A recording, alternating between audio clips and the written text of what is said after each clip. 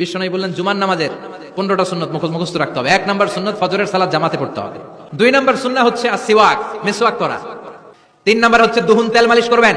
4 নাম্বারে আত্তিব, জুমার দিনে সুগন্ধি লাগিয়ে যাওয়া সুন্নাহ। 5 নাম্বার সুন্নাহ হলো আল-লিবাস আহসানা সিয়াব, সুন্দর জামা পরা। 6 নাম্বার হলো ইকসারুস সালাহ আলা নবী, বিশ্বনবীর উপর বেশি বেশি দুরূদ পড়া। এরপরে বিশ্বনবী বলতেন জুমার দিনে সূরাতুল কাহাফ পড়বা, কাহাফ পড়া সুন্নাহ। এরপর আত-তাবকির ইলাল মসজিদ, মসজিদে আগে আগে যাওয়া সুন্নাত। এরপরে বিশ্বনবী বললেন আদামু তাখাত্তি রিকাবান নাস, মানুষের ঘাড় ডিঙ্গিয়ে সামনে না যাওয়া সুন্নাহ।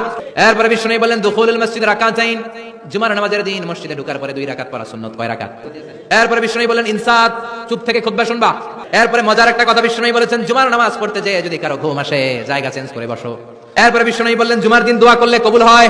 জিন্দেগি একদমই অল্প বাপ, জীবন খুবই সামান্য। দেখতে দেখতে রাত কেটে যায়, দেখতে দেখতে দিন ফুরে যায়। ছোট্ট সেই শিশুকাল, কিশোর, তরুণ, যুবক হয়ে অল্প সময় পরে মৃত্যুর কোলে ঢলে যায়। হঠাৎ একদিন মৃত্যু এসে সব হিসাব কিতাব, সব প্ল্যান প্রোগ্রাম, পরিকল্পনা, ইচ্ছা আকাঙ্ক্ষা সবকিছু এসে মালাকুল মউত এসে ছিনায় নিয়ে আসে। দুনিয়ার জায়গাতেই থাইকা যায়। এই ব্যস্ততম দুনিয়া, সে 1 মিনিট আমার মৃত্যুতে থামবে না ভাই।